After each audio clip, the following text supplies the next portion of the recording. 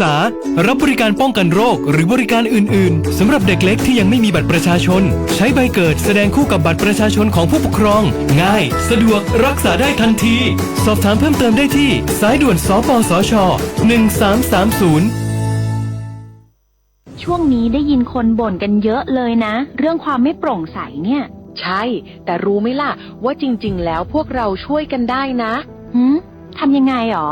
เดี๋ยวนี้มีช่องทางร้องเรียนที่เข้าถึงง่ายแจ้งเบาะแสได้สะดวกมากอย่างสายด่วนปปช1205อ๋อแบบนี้ทุกคนก็มีส่วนทำให้บ้านเราดีขึ้นได้จริงๆแน่นอนการต่อต้านทุจริตจะสำเร็จได้ก็เพราะคนอย่างเราร่วมมือกัน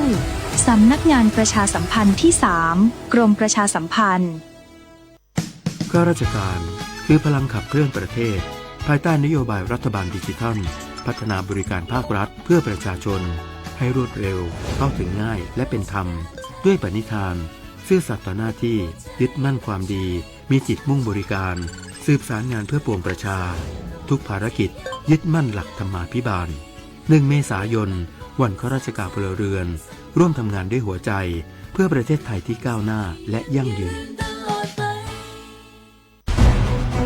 ทุกคนเร็วๆทุกคนเก็บของเร็วๆแผ่นดินไหวแล้วแผ่นดินไหวเดี๋ยวพี่เดี๋ยวก่อนจะรีบไปไหนเก็บของไปไหนพี่เนี่ยพี่ดูในข่าวเขาทำคลิปมานะว่าจังหวัดเราเนี่ยแผ่นดินจะไหวพี่ยังไม่มีแฟนเลยเนี่ยกลัวตายมากเลยเนี่ยไม่อยากตายเอ้าพี่ไปฟังข่าวปลอมมาอีกแล้วเหรอทำไมพี่ไม่ไปดูข้อมูลแผ่นดินไหวที่แอป Earthquake หรือว่า Thai Disaster Alert เขาบอกข้อมูลหมดเลยว่าสถานการณ์แบบไหนระดับไหนต้องทำตัวยังไงบ้างอีกอย่างถ้ามือถือพี่ไม่มีเน็ตเนี่ยเขาจะมีเซลล์บอร์ดแคสต์ส่งข้อความแจ้งเตือนมาที่โทรศัพท์พี่โดยตรงเลยพร้อมข้อปฏิบัติด้วยเหลือแค่พี่ปฏิบัติตามนั่นแหละต้องใจเย็นๆลงละขอบคุณมากนะน้องโอเครู้ทันสาธารณภัยห่างไกลความเสียหายด้วยความปรารถนาดีจากสำนักงานประชาสัมพันธ์ที่ 3 กรมประชาสัมพันธ์ปียังไงดีเจ้าแม่น้องกำลังเข้าสู่ช่วงสูงวัยและจะดูแลเปิ้ลยังไงดีเจ้าฮูก็ผู้สูงวัยเปิ้ลไม่ได้เท่าเหมือนกันหมดเนอะกลุ่มติดสังคมเนี่ยว่าเปิ้ลแก่แต่ใจวัยรุ่นต้องจวนกันออกกำลังกายทำกิจกรรมเวลาปะหมู่ปะฝูงมาใดเปิ้ลก็ตึงคึกคักกันกูเตืออันนี้แม่น้องเลยนะวันออกไปขายเห็ดลมที่ตูดกาดแล้ววันนี้นะเปิ้ลก็มีนัดไปที่โรงเรียนผู้สูงอายุแหมซอบอกซอบใจขนาดกลุ่มติดบ้านก็เป็นกลุ่มที่บ่ออกไปไหนต้องแปลงบ้านให้ปลอดภัยเตียวบ่ข้องบ่เต้ามันไปพอไปกอยดูแลเรื่องกับข้าวกับป่าจะได้มาง่อมมาเงานะส่วนกลุ่มสุดท้ายกลุ่มติดเตียงก็ต้องพอต้องกอยบ่ฮื้อลำหูลำตาตึงพลิกตัวทำความสะอาดดูแลอาหารยุกยาและต้องใส่ใจเรื่องของความรู้สึกบ่ฮื้อเปิ้นรู้สึกว่าโดดเดี่ยวฟังจะอี้ค่อยสบายใจหน่อยเจ้าขอบคุณนักๆเจ้าปี้เดี๋ยวน้องจะปิดไปดูแลแม่ก่อนนะเจ้าแล้วจะไปลืมป่าแม่ไปตรวจสุขภาพประจำปีตัวเนอะเจ้าดูแลผู้สูงอายุถูกวิธีผู้สูงวัยก็ยิ้มได้ลูกหลานก็สบายใจด้วยความปรารถนาดีจากสำนักงานประชาสัมพันธ์ที่ 3 กรมประชาสัมพันธ์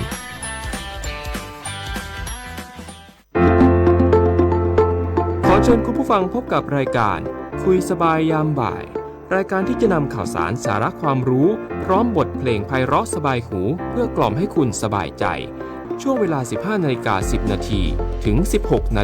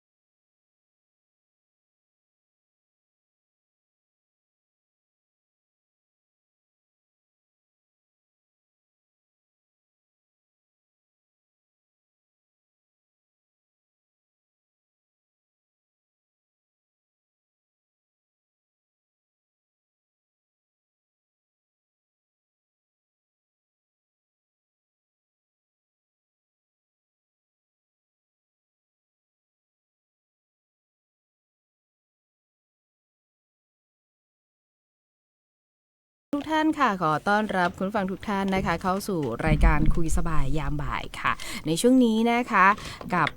รู้ทันโรคกับสำนักงานป้องกันควบคุมโรคที่1เชียงใหม่นะคะอยู่เป็นเพื่อนกันที่นี่ค่ะทางสวทเชียงใหม่ FM 93.25 MHz นะคะและ1ชั่วโมงเต็มค่ะไม่ถึง1ชั่วโมงเนาะที่พูดคุยกันนะคะในเรื่องของโรคและภัยสุขภาพกับน้องนานอังสุมาลีบุญสงวันนี้เช่นเคยนะคะคุณผู้ฟังค่ะร่วมพูดคุยกันในเรื่องของโรคและภัยสุขภาพในช่วงเนี้ยหลายคนก็กำลังวุ่นวายเนาะในเรื่องของ PM 2.5 นะคะหลายคนก็เตรียมความพร้อมแล้วแหละแต่อีกหนึ่งโรคค่ะที่อยากจะนำเสนอและพูดคุยกับคุณฟังในชั่วโมงนี้นะคะมาพร้อมกับกูรูในเรื่องของโรคที่หลายคนเคยอาจได้ยินหลายคนอาจจะมองว่าเป็นโรคที่แปลกใหม่หลายคนอาจจะมองว่าเอ๊ะโรคนี้เคยเกิดขึ้นด้วยหรอนะคะนั่นก็คือโรคไข้การหลังแอนกับประเด็นที่ว่าจับตาโรคดังเข้าใจไข้การหลังแอนนะคะคุณผู้ฟังค่ะวันนี้เราได้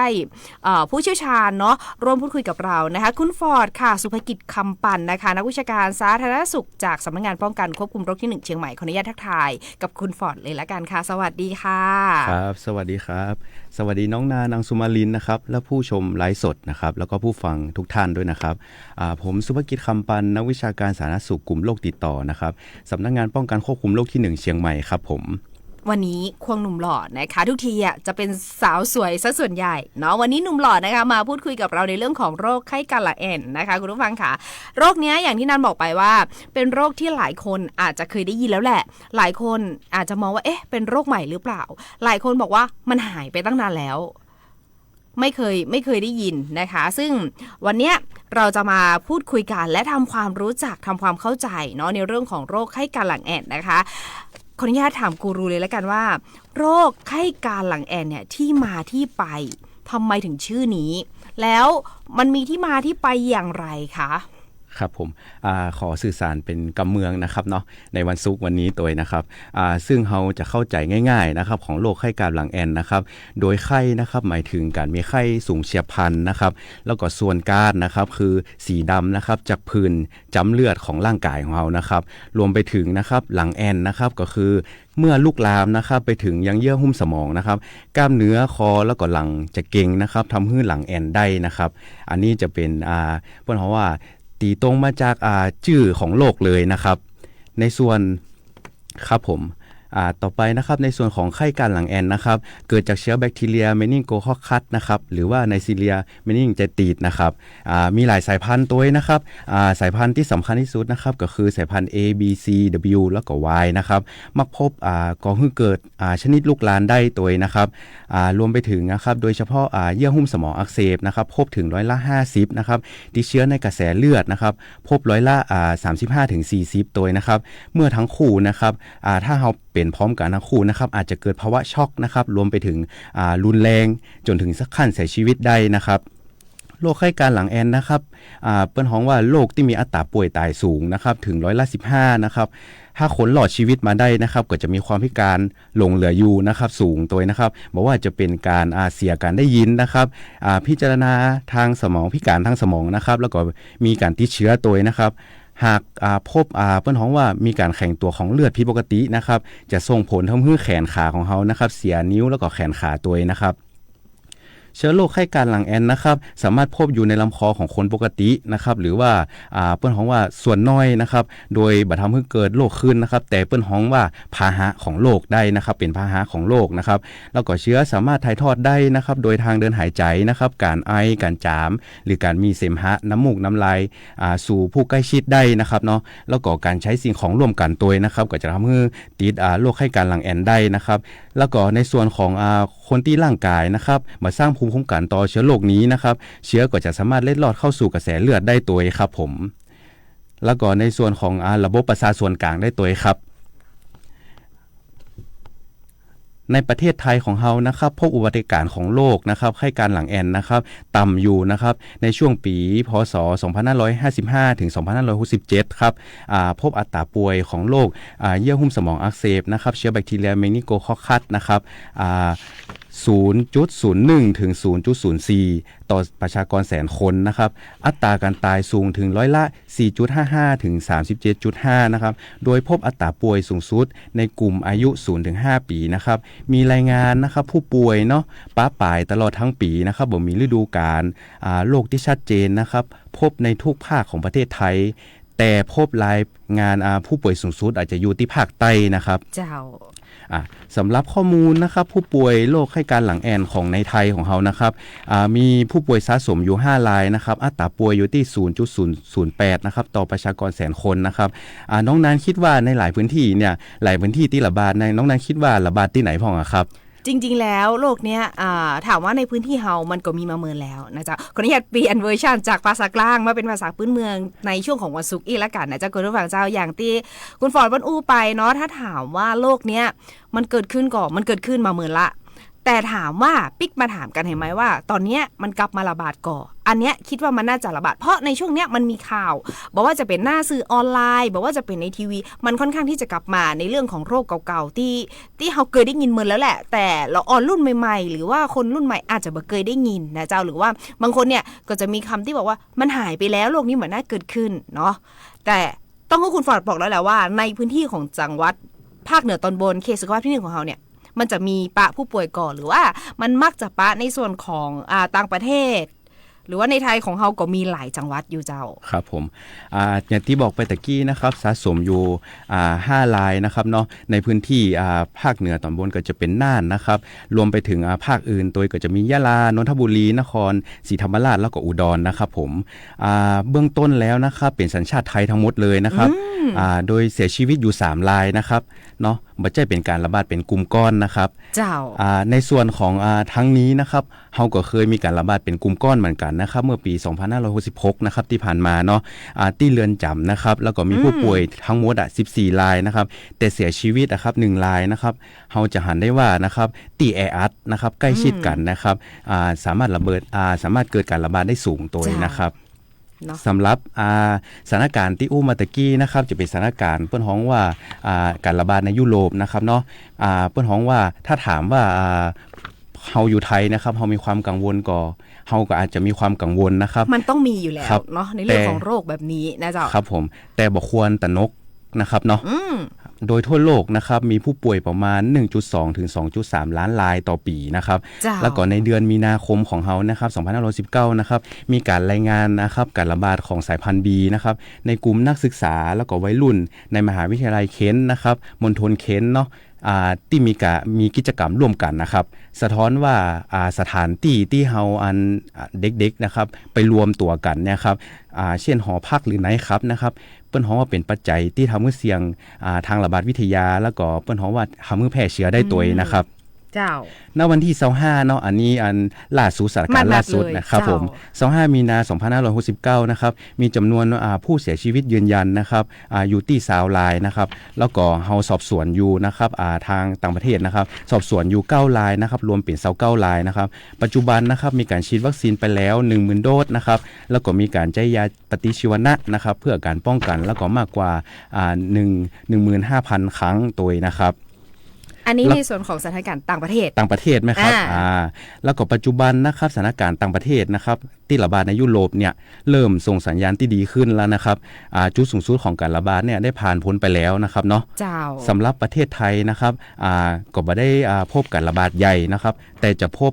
ผู้ป่วยโรคไข้การหลังแอนเนี่ยเป็นป้าปลายตลอดทั้งปีเลยครับผมก็มีปัญหาอย่างถ้ากระเมืองกับห้องพอมแพมเนาะแต่ถามว่า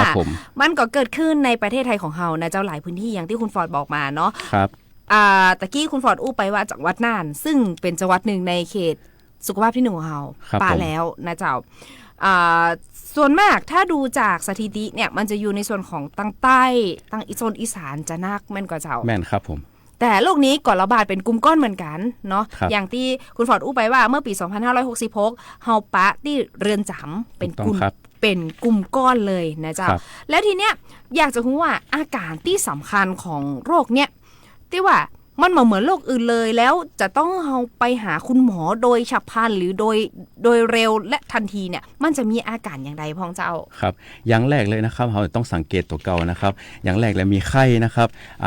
มักจะมีไข้ 2-3 วันติดกันนะครับไข้สูงเฉียบพลันนะครับแล้วที่2นะครับผื่นนะครับมีผื่นขึ้นลักษณะจ้ำเลือดเลยนะครับเหมือนฟกช้ำครับผมแล้วก็มักพบบริเวณเปิ้นเฮาว่าแขนขานะครับเยื่อบุตาหรือว่ามือเฮานะครับที่เฮาสังเกตได้ง่ายๆนะครับ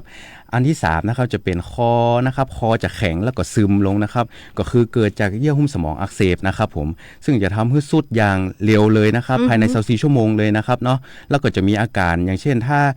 เปิ้นฮ้องว่าเยื่อหุ้มสมองอักเสบแล้วนะครับจะปวดศีรษะรุนแรงนะครับอาเจียนตัวนะครับรวมไปถึงคอแข็งอาจจะซึมลงบ่ค่อยรู้สึกตัวตรงนี้ครับ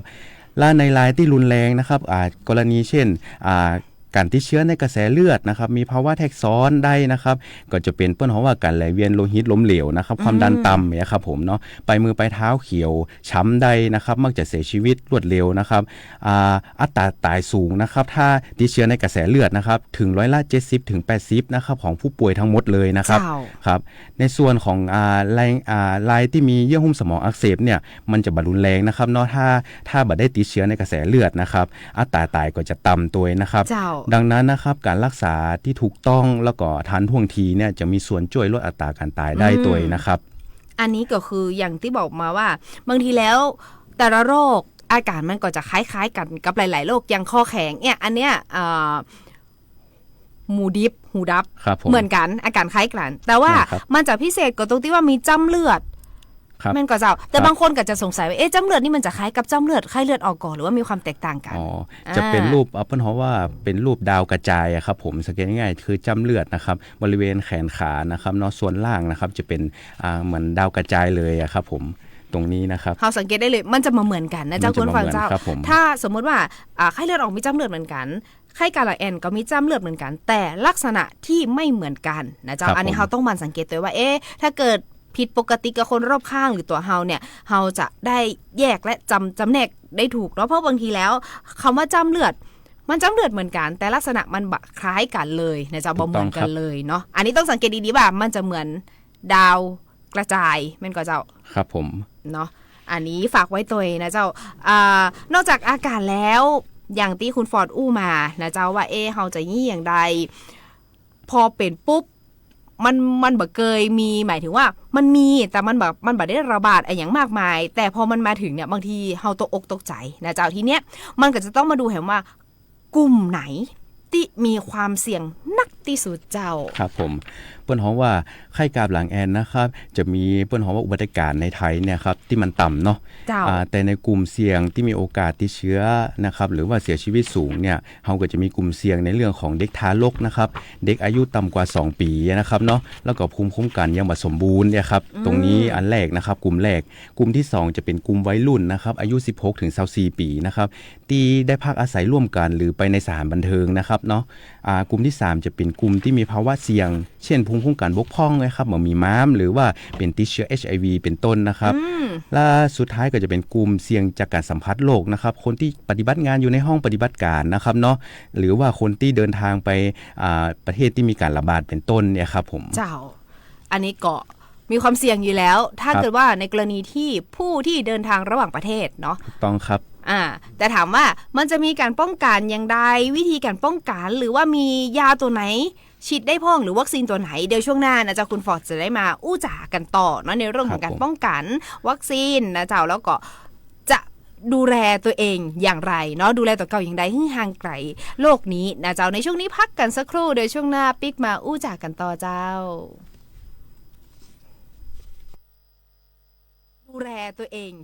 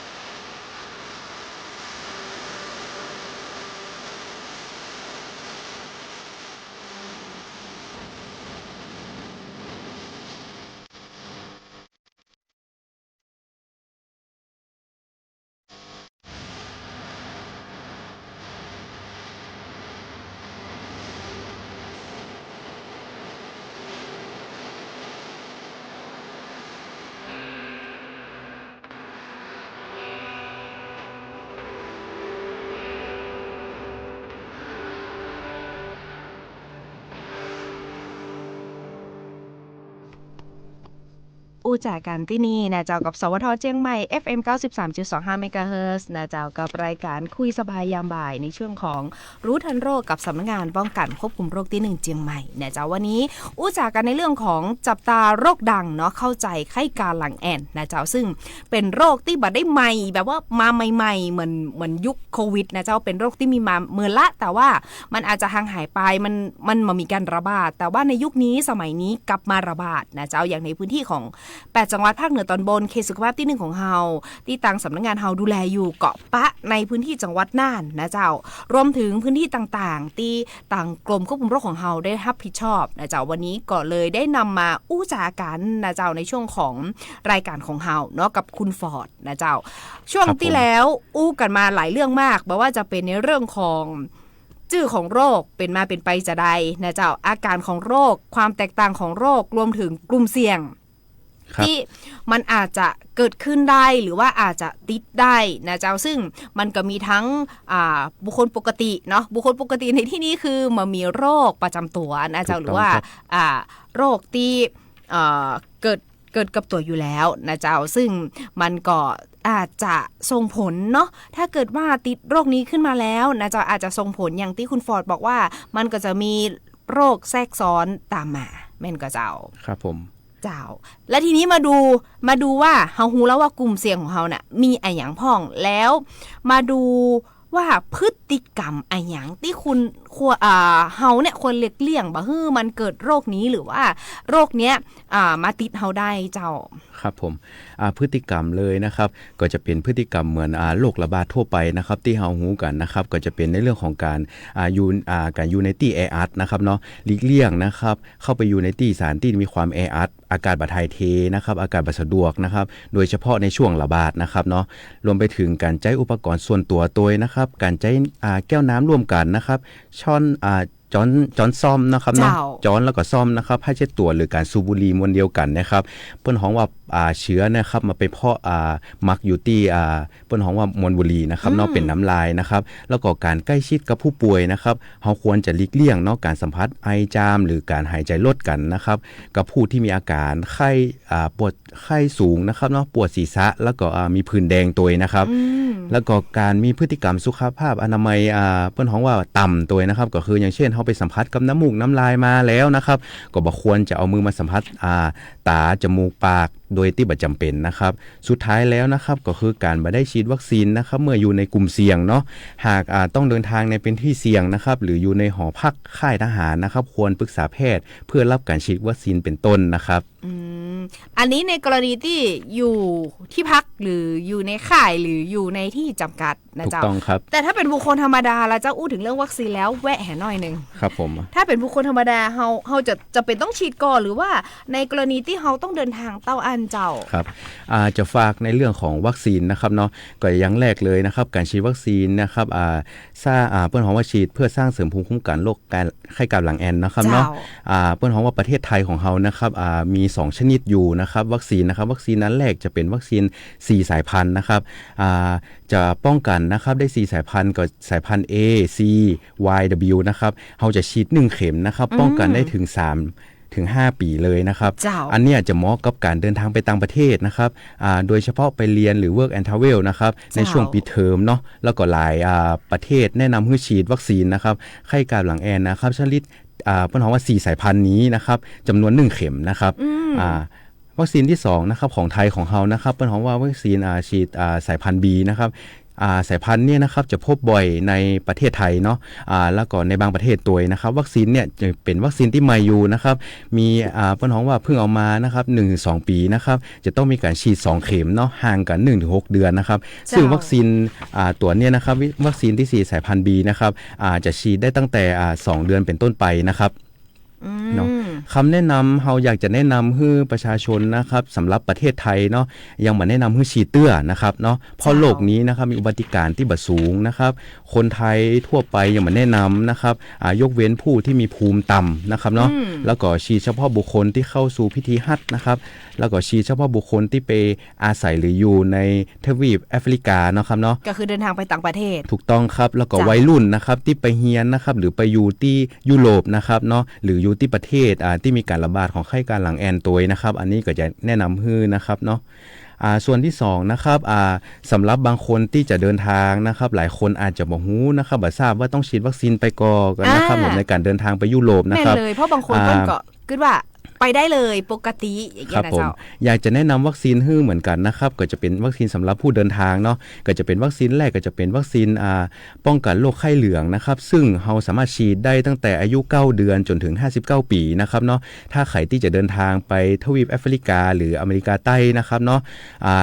เราจะต้องมีการวางแผนนะครับฉีดล่วงหน้านะครับอย่างน้อย10วันก่อนนะครับออกเดินทางเนาะเพื่อเราจะได้สมุดรับรองนะครับเป็นเพิ่นฮ้องว่าสมุดเล่มสีเหลืองนะครับเนาะที่จะประทับตา WHO เป็นต้นนะครับวัคซีนที่2อยากจะแนะนำนะครับจะเป็นวัคซีน MMR นะครับเนาะฮัดคังทูมเยอรมันนะครับเพิ่นฮ้องว่าในทศวรรษที่ผ่านมานะครับเราจะมีการระบาดของโรคฮัดเกิดขึ้นบ่อยในทวีปยุโรปเนาะป้องกันตัวเก่าด้วยการฉีดวัคซีนไปตัวนะครับวัคซีนที่3อยากจะแนะนำนะครับวัคซีนTDAP นะครับเนาะวัคซีนบัตรทะยักคอตีบไอโกนนะครับส่วนหนึ่งนะครับเปิ้นฮ้องว่ามันมีการอพยพนะครับเนาะทำให้โรคบางอย่างคอตีบบัตรทะยักเนี่ยคอตีบเนี่ยกลับมาแพร่ระบาดในยุโรปแห่งครั้งหนึ่งนะครับส่วนวัคซีนสุดท้ายที่อยากจะแนะนำนะครับก็คือเป็นวัคซีนป้องกันไข้หวัดใหญ่นะครับเนาะเปิ้นฮ้องว่ายุโรปนะครับได้รับผลกระทบจากไข้หวัดใหญ่เนี่ยหนักนะครับถ้าเฮาจะไป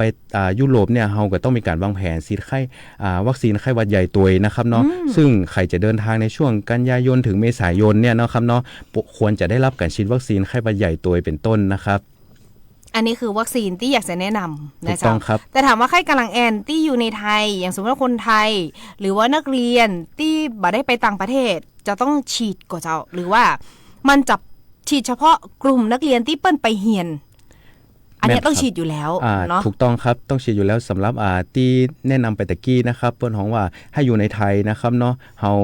าบ่ได้ภูมิต่ำตัวนะครับเนาะแล้วก็เฮาบ่ได้ไปพิธีนะครับแล้วเฮาก็อยู่ที่ไทยนี่ก็ยังบ่แนะนำให้ฉีดเตื้อนะครับเนาะแต่จะเน้นเฉพาะกลุ่มที่เดินทางไปต่างประเทศหรือว่าไปเรียนไปพิธีฮัจญ์นะเจ้าอันเนี้ยอาจจะอันตรายเนาะแต่ว่าถ้าเกิดฉีดวัคซีนไปแล้วภูมิคุ้มกันเฮามีเฮาก็จะลดการเกิดโรคและกับปะทะกับโรคได้นักขึ้นนะเจ้าครับและรวมไปถึงอย่างที่บอกไปตะกี้นะครับเปิ้นฮ้องว่าระยะเวลาของการฉีดไปแล้วปุ๊บนะครับอยู่ได้ 3-5 ปีเลยนะครับเนาะทั้งวัคซีนของไทยทั้ง2ชนิดเลยนะครับครับผมแต่ที่ระบาดหนักอย่างที่บอกไปตะกี้นะครับสายพันธุ์ B ตรงนี้นะครับเนาะเป็นสายพันธุ์ที่พบในประเทศไทยของเฮานะครับเนาะที่เฮาปะอยู่ในไทยนะเจ้าถูกต้องครับถ้ามีความประสงค์เปิ้นฮ้องว่าอยากจะฉีดวัคซีนป้องกันนะครับให้การหลังแอนนะครับก่อนการเดินทางอย่างที่บอกไปตะกี้นะครับก่อนที่เราจะวางแผนไปก่อน10วันตรงนี้นะครับเนาะสามารถนะครับติดต่อขอรับวัคซีนนะครับได้ที่คลินิกเวชศาสตร์การเดินทางนะครับและการท่องเที่ยวนะครับศรีดอนชัยนะครับอยู่ที่สำนักงานป้องกันควบคุมโรคที่1นะครับตรงข้ามสุริวงศ์บุ๊กเซ็นเตอร์นะครับเฮาก็สามารถสอบถามหรือโทรเข้ามาได้เนาะเบอร์ 0532763364 ตรงเนี้ยครับเนาะเข้ามาสามารถถามมีวัคซีนอย่างพ้องนะครับวัคซีนไข้หวัดใหญ่ตัวนะครับหรือว่าวัคซีนไข้การหลังแอนนะครับสอบถามราคาหรืออย่างเข้ามาได้ตรงนี้นะครับเบอร์ที่แจ้งไปตะกี้ครับผมมีเบอร์อย่างพ้องก็เจ้า0532763364ครับอันนี้ราคาก็ขึ้นอยู่กับวัคซีนชนิดนั้นๆนะจ๊ะสามารถสอบถามเพิ่มเติมได้เลยถูกต้องครับผมถามว่าตั้งอยู่ที่ไหนเฮาอู้กันทุกอาทิตย์นะเจ้าคุณผู้ฟังเจ้าตั้งอยู่ที่ถนนสีดอนใจนะเจ้าถ้าสังเกตง่ายๆก็อยู่ตรงข้ามกับร้านหนังสือสุริวงศ์บุ๊กเซ็นเตอร์นะเจ้าแต่ก่อนเปิ้นก็จะฮ้องว่าศูนย์วัณโรคเขต10เชียงใหม่เนาะตอนนี้เปลี่ยนแล้วนะเจ้าคุณผู้ฟังเจ้าเข้าไปเลยนะเจ้าถ้าเกิดว่าหาป้ายคลินิกเฮาบ่ปะสังเกตได้ว่าจะเป็นป้ายสำนักงานป้องกันควบคุมโรคที่1เชียงใหม่ซึ่งสำนักงานใหญ่หน่วยงานส่วนกลางนะเจ้าจะตั้งอยู่ที่ห้านเนาะรวมถึงคลินิกของเฮาตัวนะเจ้าเปิดกู้วันจันทร์ถึงศุกร์นะเจ้าคุณผู้ฟังเจ้าในช่วงเวลา 8:30 น.เนาะจนถึงบ่าย 3 จะอี้นะเจ้าอันเนี้ยไปปรึกษาได้ใครที่จะเดินทางไปต่างประเทศใครอยากฉีดไข้หวัดใหญ่นะเจ้ารวมถึงโรคติดต่อทางเพศสัมพันธ์อันนี้เป็นตัวที่เฮาได้นะเจ้ามีในส่วนของโรควัณโรคอันนี้ก็ตัวที่เฮาได้เหมือนกันเพราะว่าเฮามีแลบเนาะในการตรวจนะเจ้าแล้วก็มีมาตรฐานตัวนะเจ้าอันนี้ฝากไว้ตัวแล้วกันเนาะถ้าเกิดว่าใครที่อยากจะปรึกษาในเรื่องของวัคซีนปรึกษาได้เพราะว่าคุณหมอของเฮาเชี่ยวชาญนะเจ้าครับ เนาะนอกจากนี้ในเรื่องของไข้การหลังแอนอย่างที่คุณฟอร์ดอู้มานะเจ้าว่าควรจะฉีดวัคซีนและปะชนิดใดในไทยแล้วนะเจ้าการดูแลตัวเก่า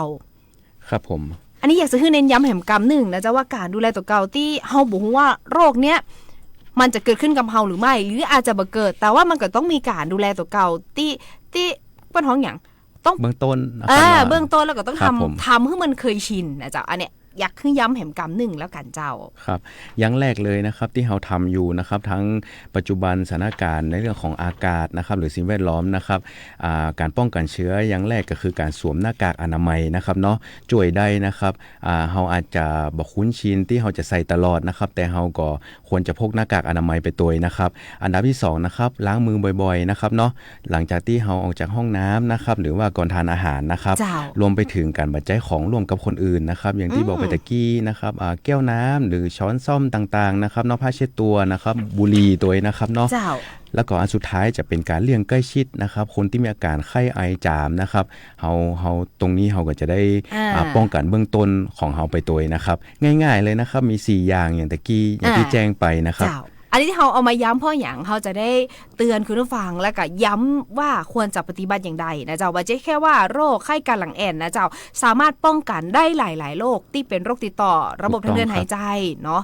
แล้วก็โรคติดต่ออื่นๆตัวเพราะทุกๆครั้งที่กูรูของเรามานะจะอู้เหมือนกันหมดนะจะวิธีการป้องกันตนเองนะคุณฟอร์ดก็เหมือนกันนะจะอู้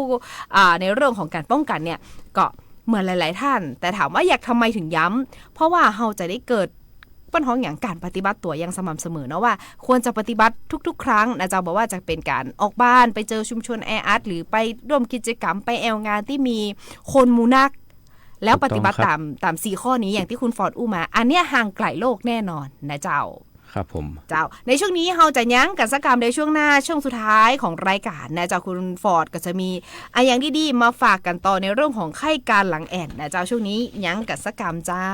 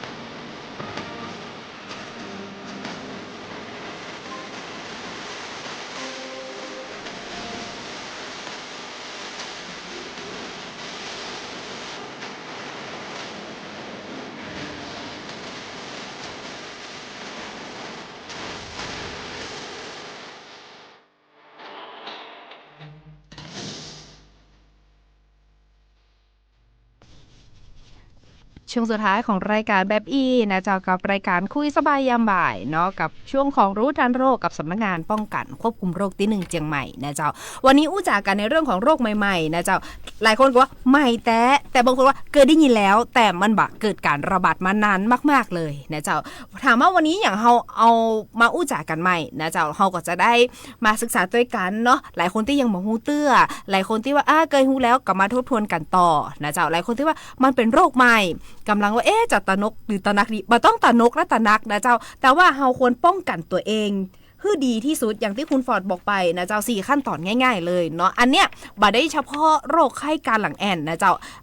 ป้องกันได้หลายๆโรคบ่ว่าจะเป็นไข้หวัดใหญ่โรคระบบทางเดินหายใจเนาะมือเท้าปากอันยังได้หมดนะเจ้าถ้าเราปฏิบัติอย่างที่คุณฟอร์ดแนะนำนะเจ้าหลังไมค์เมื่อสักครู่มีคำถามนะเจ้าในเรื่องของวัคซีนนี่แหละว่าคุณฟอร์ดอู้มาเนาะสายพันธุ์ A สายพันธุ์ B เปิ้นก็รับทราบกันไปละทีเนี้ยเปิ้นก็อยากจะสอบถามในเรื่องของวัคซีนว่าที่เฮาโฆษณาประชาสัมพันธ์กันมาอู้กันมาตั้งแต่ต้นรายการจนถึงช่วงสุดท้ายของรายการเจอี้นะเจ้าประสิทธิภาพของวัคซีนมันมีความปลอดภัยก่อหรือว่าฉีดไปแล้วก็ปล่อยมันไปหรือมันมีอย่างการันตีพ่อเจ้าว่ามันมีความปลอดภัยเจ้าครับวัคซีนนะครับไข้การหลังแอนนะครับที่2ชนิดของไทยของเรานะครับเป็นวัคซีนแบบเชื้อตายเนาะมีความปลอดภัยสูงนะครับแล้วก็ผลข้างเคียงที่พบเนี่ยก็จะเหมือนวัคซีนทั่วไปเลยนะครับมีไข้เจ็บนะครับเจ็บปวดนะครับบริเวณที่ฉีดนะครับแล้วส่วนใหญ่จะอาการจะบ่มีนักนะครับหายได้เองนะครับ1-2 วันตัวนะครับแล้วก็ประสิทธิภาพของวัคซีนนะครับมีความสูงประสิทธิภาพสูงนะครับอย่าลืมนะครับว่าการฉีดวัคซีนนะครับทุกชนิดเนี่ยเฮาบ่มีชนิดไหนที่ป้องกันได้ 100% นะครับแล้วก็เชื้อไข้การหลังแอนเหมือนกันนะครับสายพันธุ์หลายสายพันธุ์นะครับเพิ่นฮ้องว่าดังนั้นนะครับเพื่อความปลอดภัยถ้าอยู่ในพื้นที่ที่มีความเสี่ยงนะครับควรจะสวมแมสนะครับเนาะแล้วก็ถ้าเข้าไปในชุมชนก็ควรจะเว้นระยะห่างที่เหมาะสมนะครับแล้วก็เลี่ยงการสัมผัสใกล้ชิดตัวนะครับอันนี้ก็จะเป็นเพิ่นฮ้องความปลอดภัยเบื้องต้นนะครับการป้องกันเบื้องต้นตัวนะครับก็4วิธีง่ายๆเลยสวมหน้ากากเว้นระยะห่างครับผมลดการสัมผัสนะจะล้างมือบ่อยๆเนาะอันเนี้ยลดการสัมผัสมันก็มีหลายอย่างนะจะใจของร่วมกันอยู่ด้วยกันเนาะอันเนี้ยมันเป็นวิธีที่ง่ายๆสามารถป้องกันได้นะเจ้าทิ้งท้ายในเรื่องของโรคไข้การหลังแอนเจ้าคุณฟอร์ดเจ้ามีอะไรอย่างฝากถึงคุณผู้ฟังพ่องในช่วงของท้ายรายการเจอี้เจ้าครับท้ายนี้นะครับขอฝากในเรื่องของโรคไข้การหลังแอนนะครับเปิ้นฮ้องว่ามันไม่ได้แพร่กระจายเหมือนไข้หวัดหรือโควิดนะครับเนาะความเสี่ยงในประชาชนทั่วไปนะครับเนาะถึงจะยังอยู่ในระดับที่ต่ำนะครับโรคอาจจะมีความรุนแรงเมื่อเกิดการติดเชื้อนะครับเนาะประเทศไทยนะครับมีระบบการเฝ้าระวังโรคที่สามารถตรวจจับแล้วก็ควบคุมสถานการณ์ได้อย่างต่อเนื่องนะครับขอให้ประชาชนนะครับรับรู้ข้อมูลอย่างถูกต้องตัวนะครับบ่ตื่นตระหนกเกินไปนะครับเนาะแล้วก็หากมีอาการไข้สูงนะครับปวดศีรษะรุนแรงนะครับซึมนะครับหรือว่าคอแข็งนะครับควรจะไปหาหมอหรือโรงพยาบาลที่ใกล้ๆเฮานะครับเนาะเพื่อจะเปิ้นฮ้องว่าจะได้แก้ปัญหาตรงนี้นะครับเนาะได้เร็วขึ้นนะครับขอฝากเต้าอี้ครับผมขอฝากเต้าอี้แต่มีความหมายนะเจ้าแล้วก็สามารถนำไปปฏิบัติได้โดยนะจะเรื่องของโรคไข้การหลังแอนเนาะอย่างที่คุณฟอร์ดบอกไปเป็นโรคที่บ่ได้แพร่กระจายหรือการระบาดได้ง่ายมันบ่ได้เหมือนโควิดหรือว่าโรคไข้หวัดใหญ่ที่ว่าอยู่ใกล้กันแล้วก็จะติดเลยนะเจ้าความเปิ้นฮ้องอย่างความหนาความแน่นเนาะของการระบาดหรือว่าการพบผู้ติดเชื้อยังน้อยอยู่แต่ถามว่ามันเกิดอันตรายก่อมันเกิดอันตรายแห่มคำถามเรื่องทิ้งท้ายคือโรคเนี้ยมันสามารถเสียชีวิตได้แม่นก็เจ้าหรือว่าเป็นแล้วหายหรืออันตรายถึงขั้นตายเปิ้นฮ้องว่าสามารถเสียชีวิตได้ตัวนะครับเนาะแล้วก็เปิ้นฮ้องว่าภายใน24ชั่วโมงเลยนะครับถ้าคนที่มีโรคประจำตัวนะครับเนาะเพราะมันส่งตรงไปที่เปิ้นฮ้องว่าเยื่อหุ้มสมองอักเสบเลยครับเนาะอันนี้คือย้ำกันแหมกำนึงว่าเป็นแล้วถ้ามีโรคแทรกซ้อนหรือว่าคนที่มีโรคประจำตัวหรือกลุ่มเสี่ยงที่คุณฟอร์ดอู้ไปนะเจ้า24ชั่วโมงต่ออันก็คือวันเดียวนี่แหละการแพร่ระบาดการกระจายของโรคในร่างกายของเฮาทำให้เสียชีวิตนะเจ้าถามว่ารุนแรงขนาดนี้การป้องกันอย่างที่คุณฟอร์ดบอกไปเลยนะเจ้าแล้วมันอันตรายไหมอันตรายมากทุกโรคนะเจ้าถ้าเกิด ติดแล้วเป็นแล้วมันอันตรายเนาะก็ฝากไว้ตัวในเรื่องของการป้องกันแล้วเขาก็ย้ำกันเสมอนะเจ้าว่าวิธีการป้องกันด้วยตนเองง่ายๆให้คุณฟอร์ดฝากแหมกำ1 กับ 4 วิธีในช่วงสุดท้ายแบบอีเจ้าอย่างแรกเลยนะครับเราก็ต้องสวมแมสนะครับหรือหน้ากากของเรานะครับทางที่2นะครับก็คือเราก็มันล้างมือนะครับหลังจากก่อนการรับประทานอาหารแล้วก็หลังจากห้องน้ำนะครับส่วนที่3ก็คือบัดใช้ของร่วมกันนะครับรวมไปถึงอันสุดท้ายนะครับจะเป็นการเลี่ยงใกล้ชิดนะครับคนป่วยนะครับไข้ไอจามนะครับเนาะจะได้ป้องกันการติดเชื้อโรคไข้การหลังแอนได้ตัวนะครับเจ้าสามารถติดตามกับรายการของเราได้นะเจ้าในช่วงเวลาของ 15 นาฬิกาถึง 16 นาฬิกากู้วันศุกร์จะนะเจ้าเป็นประจำเลยกับรายการคุยสบายยามบ่ายเนาะในช่วงของรู้ทันโรคกับสำนักงานป้องกันควบคุมโรคที่1เชียงใหม่นะเจ้าฝากไว้ตัวกับคลินิกเวชศาสตร์การเดินทางและท่องเที่ยวนะเจ้าซึ่งเป็นคลินิกที่ให้คำปรึกษาในเรื่องของผู้ที่จะเดินทางระหว่างประเทศวัคซีนนะเจ้ารวมถึงการตรวจเนาะในเรื่องของโรคติดต่อทางเพศสัมพันธ์นะเจ้าแล้วก็จะมีในส่วนของวัณโรคนะเจ้าอันนี้เราก็ฮับตรวจฮับปรึกษาสามารถสอบถามข้อมูลเพิ่มเติมไปได้นะเจ้าที่คลินิกอย่างที่คุณฟอร์ดได้อู้มาในช่วงของกลางรายการเนาะวันนี้ดูเวลาแล้วหมดลงแล้วเจ้าปากันใหม่ในซุกหน้านะเจ้าติดตามกันต่อไปว่าซุกหน้าเราจะอู้จักกันในเรื่องโรคอะไรอย่างใครจะมาเป็นกูรูใครจะมาเป็นผู้เชี่ยวชาญนะเจ้าแนะนำในเรื่องของโรคและภัยสุขภาพกันต่อไปนะเจ้าวันนี้เรา2 คนขออนุญาตลาคุณผู้ฟังไปเลยนะเจ้าทั้งหน้าแฟนเพจเนาะสวทเชียงใหม่ PRD นะเจ้ารวมถึงสวทเชียงใหม่ FM 93.25 เมกะเฮิรตซ์นะเจ้าป้ากันใหม่ติดหน้าวันนี้ขอบคุณและสวัสดีเจ้า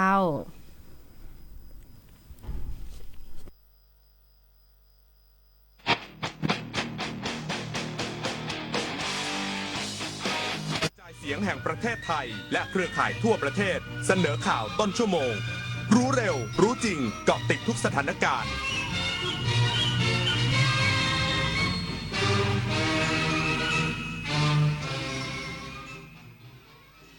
รับฟังข่าวต้นชั่วโมง 16 นาฬิกา